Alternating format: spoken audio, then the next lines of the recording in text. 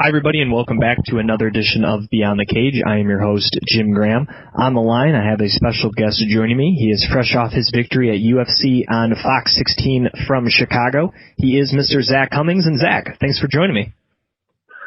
No problem. Thank you for having me on.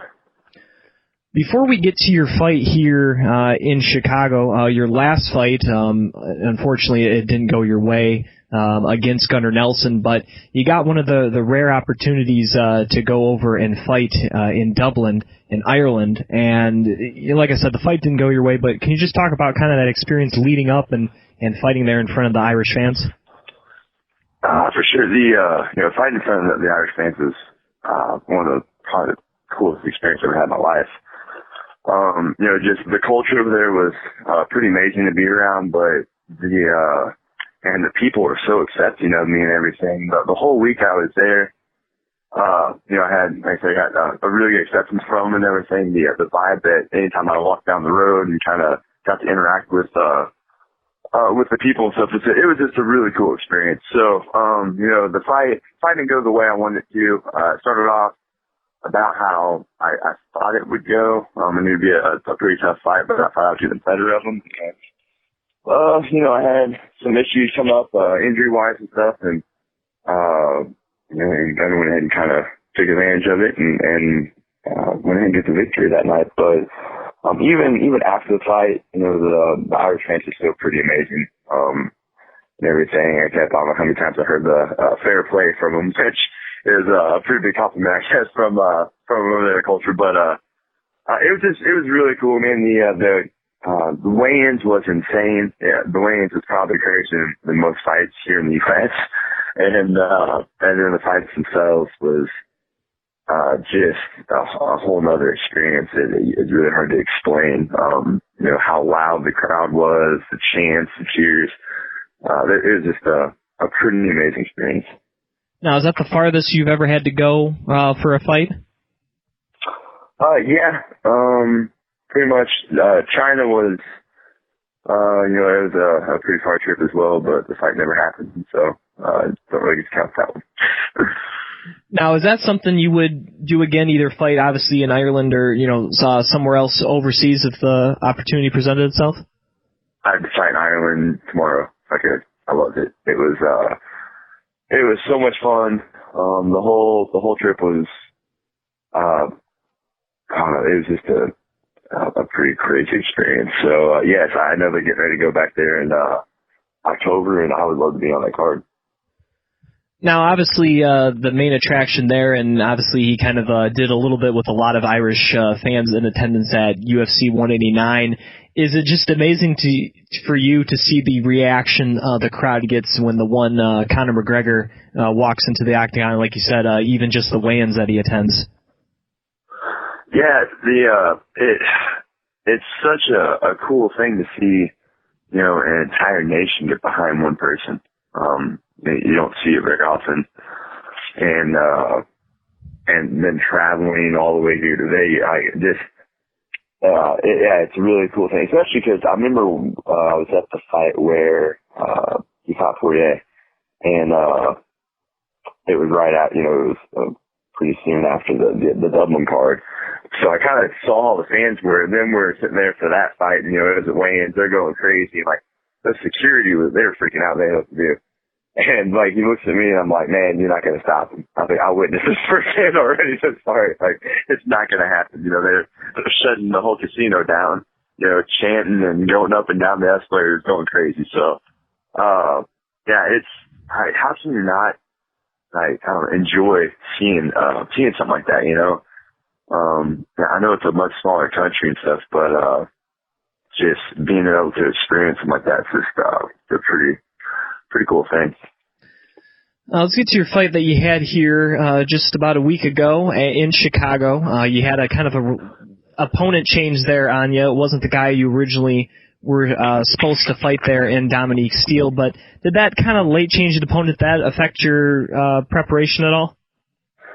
It really didn't. I knew I was supposed to fight Braganetto, and he's a stud on the ground. He's a very, very good ground jiu-jitsu guy and stuff, and I knew that he was going to try to get fights at the ground.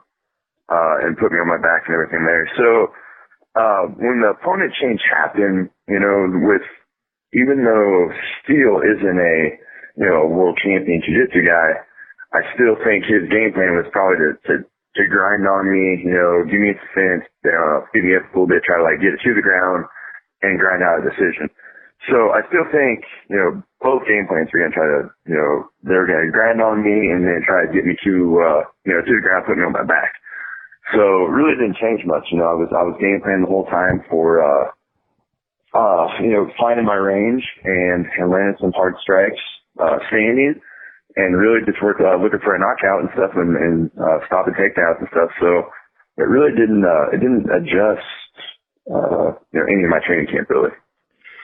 Now, looking at your fight you had with Steele, you were able to finish him relatively quickly, 43 seconds, and it was a straight left you caught him with coming in that kind of started the beginning of the end for Dominique there. And I guess were you kind of taken aback by your quick handiwork there, or did you expect more from him?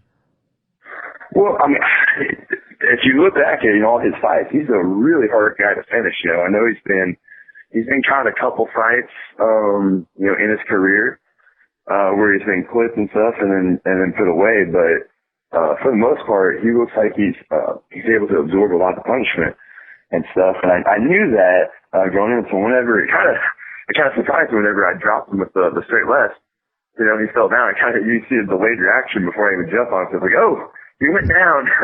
So it did surprise me. I know that, I do have, some power in my striking stuff. So, if I hit anybody clean, they're probably going to go down stuff, but it still kind of surprised me. So, I just wanted to make sure that, I capitalized on it and didn't give him a chance to recover because, he is a hard guy to put away. So, I don't want to give him the opportunity, at all.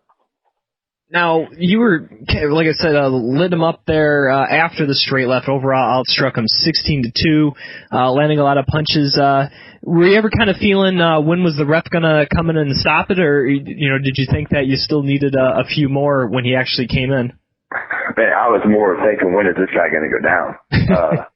I couldn't believe it. I don't know how many clean shots I hit right on the chin on him, but and then when I went back and watched the video there, right when the ref did was stop, I think I'd actually hold him up against the fence with punches. So now it kind of makes sense, but that's more what I was thinking, that when's this guy going unconscious? Because I was blown away, that he was taking these and just kept going. And he was out on his feet, but just he never went down, he never went out completely. And I think that's more what I was concerned about. The question itself on him was that, like, man, is he going to recover from this? Like, what is going on? I knew when the ref thought he had enough, he would step in.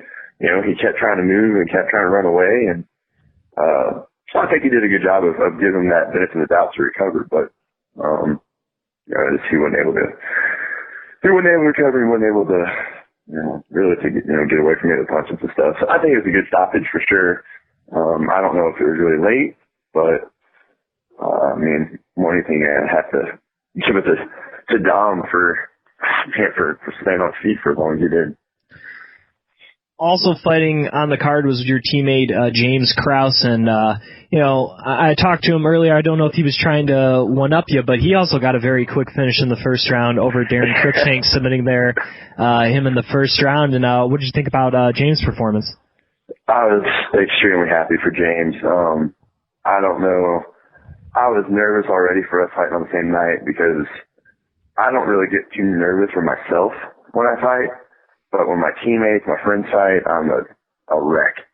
So, I was just happy to be able to focus on my fight, get out of the way, and then when James fought, I was, I don't know, I was like a little schoolgirl in the back in the locker room, so I was freaking out and going crazy. So I was very happy for him and proud of him.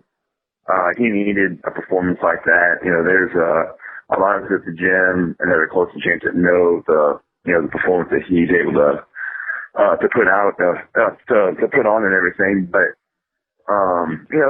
his UFC career has been a little little weird, a little different. So, he's had some good performances, but then he's had some weird things happen, with the Bobby Green deal, and Varner getting hurt and stuff. So, I really was happy that he went out to perform the way that we knew how he was able to and walk away with a big win over a tough opponent. So, it was a really good night for our team and for us. And, of course, me and him we're so competitive already. So I'm pretty sure since I went out there and finished the way I did, it was in his mind he's got to beat it. So. Now, I asked him this question, so I'll ask you it as well. Was training with him kind of at the same time, preparing for a fight, not only just around each other, but actually on the same card? Did that kind of give you an extra, edge and motivation leading up into the fight? Yeah, the cool thing was not only was it me and him fighting on the same night, but we had multiple big stage fights in that whole month. We had a couple guys fighting on Bellator earlier on in the month. We had a week before us the Titan Fighting Championships was on that was on Fight Pass, and we had like 5 guys on there. So most of our kind of upper level pros were all peaking at the same time and pushing each other and getting better, all at the same time. So, for the most part, someone's got to fight, everybody kind of helps them out with their training camp and helping them get prepared and everything. But with all of us getting ready at the same time, it was, we really didn't want to give up an inch. We're all kind of wanting ourselves to, succeed and get better and better, but so were they. So they didn't want to like give us the inch they normally do. So I really feel like we pushed each other to another level for this training camp, which obviously showed because our whole team did very, very well, and even the couple fights that as a team we were defeated in, our performance was very good. So it's one of those where I think the whole team just kind of made each other better this month, through this whole training camp for the fights this month, and it really showed. Jim Graham talking with Zak Cummings here on Beyond the Cage, and looking at some of the other fights that you got to see on UFC on Fox 16. Was there anything that kind of caught your eye, sitting back and watching as a fan? As a fan, I thought the Barboza and Felder fight was a pretty crazy experience. It was a good fight, but just them laying everything out and throwing all these different techniques was pretty cool to watch. And everything, and then I don't know. I thought the whole card was good. There's a lot of good fights and different aspects and stuff. So as a fan, it was kind of cool for me being the first fight of the night, and then just get to be able to relax and kind of enjoy the rest of the fights and everything. And it kind of took me over getting all on my nerves for James fighting. So I missed a couple of them in the back doing everything, but I thought it was a great night of fights. I believe the last few cards that the UFC's put on has been very good. So. Now, they also had the UFC Fan Expo a couple weeks ago, and then because of this big event, they had kind of almost a mini expo there with the Fan Village, and I was wondering if you had any experience in both those and what either of those were like. I really haven't had any experience there. It was, the expo I kind of fought close to every year because I fought over the summer. And I just really haven't had a chance to go out there. I don't like doing that type of stuff like that close to a fight. So I haven't had the opportunity myself to go out there to the expo and enjoy it and really kind of experience all that. I would love to. So hoping next year. But I just, dealing with something like that and moving, taking all that time away from training, a week or two before a fight just wasn't the smartest move for me. And then, the stuff I had out there, it was just, everything was geared towards getting towards the fight. The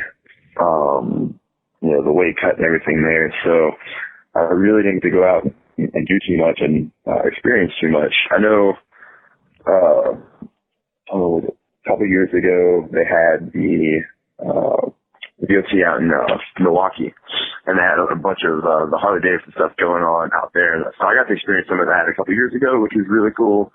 You get to experience interact a lot with a lot of the fans and everything.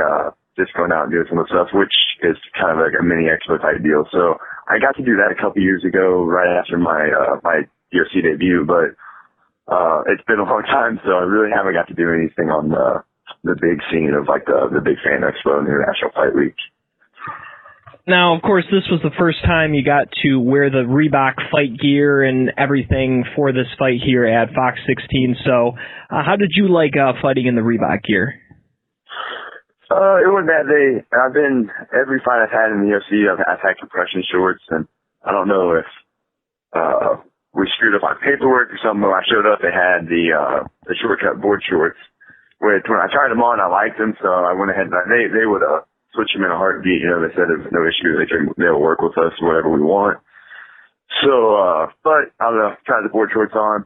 I liked them, so I went ahead and stuck with them for that fight. But I'm out there to perform my skills. You know, I don't really care what I wear when I'm in. It's I know I'm giving them the benefit of the doubt that they're really trying to push for something more and more in this sport. And, you know, this is kind of like the first step of doing that. So if we have to take a step back to progress forward, then I'm hoping that's the case, and that, you know, they're really going to continue to get these kind of the big corporate sponsors going on in uniforms and stuff. But, you know, what happened during my career, you know, who knows? But, I don't know, I guess I could be an old man someday and be like, yeah, you kids these days have no clue, you know, the hard work we put in when we had to do it. So, I don't know. It's, I really feel like it can be good for the sport. It's just going to have some growing pains and stuff, and it's got to start somewhere. And I feel like that's kind of what's the case going on right now. But, I mean, it's a minute walk out from the locker room to the cage. You know, I get to jam out to some music I like. I really don't care what I'm wearing at that point, as long as I can get in the cage and, you know, show off my skills and do what I love to do. I'm okay with it. Absolutely. And real quickly, looking before the fight, was everything on track? And obviously you made weight, but did the weight cut go pretty smoothly for you this time around? It kind of. It did for the most part. I showed up, you know, lighter than what I normally do. The weight cut was going great. We had a little issue with the scales right before weigh-ins. So the one that we were checking on kind of messed up on us, and then because we were cutting weight away from the hotel, so basically we got back. I was just a little over, so I jumped in a hot tub, you know, in a hot bath real fast, and had to lose just a little bit, and it was enough to get it off for the weigh-in. So I knew I was fine. If for some reason I did come over half a pound overweight, I knew I had plenty in me where I could still go ahead and cut it. So I wasn't worried about missing weight completely. The only thing I kind of screwed up my timing and waited just a little too long to get started. But it all worked out. I came in, you know, at 170.5 and didn't have to stress it. But it was almost, I had a little scare. So, but you know, everything was fine. It was a great camp. It was a great weight cut for me. I just almost waited a little too long to get those last couple pounds off. Now, I just found out, and I just started following the UFC on Snapchat, and through that, I got to see some of your snaps added to the account at Zak Cummings _MMA. So now I follow you on Snapchat as well. And I guess I've seen more UFC fighters since the UFC got it doing the Snapchat thing, which I love Snapchat. So what do you like about it, and you know, what can people expect if they start following you there on Snapchat? It's kind of a cool thing where, you know, it's convenient. You know, I can kind of just take a stupid little video or a picture or something and of something that's going on around me, and it's kind of my normal day life, and it's not all of the, you know, pictures that you're going to get from, you know, your photo shoots and stuff with the UFC or anything. You're going to go and get on Instagram and put a bunch of filters on and, you know, think everything through. It's just kind of, I don't know, it's a quick little thing where, you know, you can take a picture, a video, say a little thing if you want, and it's on there. And I think it kind of lets people who you don't get to be around very often kind of, I don't know, just see a little bit more into your life and kind of the things that you do and stuff. So, you know, I'm still not, some days I'm a lot more active on it where I'll take as many as I can, and then there'll be a few days where I don't touch it. So I try to go ahead and get some in, especially if I'm doing something special. I know, like over the weekend, I went to a concert, so I have to get a couple. But I think it's kind of a cool thing. It's kind of an unfiltered deal where it's more in the moment, and kind of the good thing about the UFC stuff is that you can kind of see more behind the scenes issues, stuff. So the weight cut, back in the locker room, stuff like that. So stuff that you're not going to be able to see very often. You'll kind of see through the fighter's, eyes or phone or whatever. Now, of course, you already mentioned if you could, you'd like your next fight to be in Dublin in October, but is there anybody in particular you would like to fight either on that card or somewhere around that time in October or early November? Not really. I know I said in an earlier interview that the only person I thought that might get me on the Dublin card would be Cathal. But, his last fight, he had a tough fight. I came off with a loss. And they normally pick guys that are both coming off either losses or wins. So I don't think that will work. Plus, I think I just saw that he got matched up on the Dublin card. So it had nothing to do with him as a fighter, as a person. I think he's a tough guy. But I would love to just fight in Ireland again. I just thought someone who was over in that area would be the better chance for me to get on there, but it's whatever they give me next. I really don't care. I just want to continue to improve my record, improve the rank, and keep moving on up and stuff, and then hopefully get another shot to break into the top 15 and then the top 10 and keep moving forward. So whoever it is that gives me that opportunity, I'm down to fight it. All right, Zach, I'll get you out of here with this. Now you got the rest of the summer ahead of you. So any big plans here for the rest of the summer? I have a trip to Italy planned. So I'm going to go over there for a couple weeks and visit and be a little tourist for a little bit and go right back to training. About that. So, that's all I got planned, really. He is Mr. Zak Cummings. You can follow him on Twitter at Zak Cummings, and as I mentioned, also on his Snapchat, ZakCummings_MMA. And thanks for coming on the show. Really appreciate it, and look forward to your next fight. Awesome. Thank you guys so much. Once again, that was Zak Cummings right here on Beyond the Cage.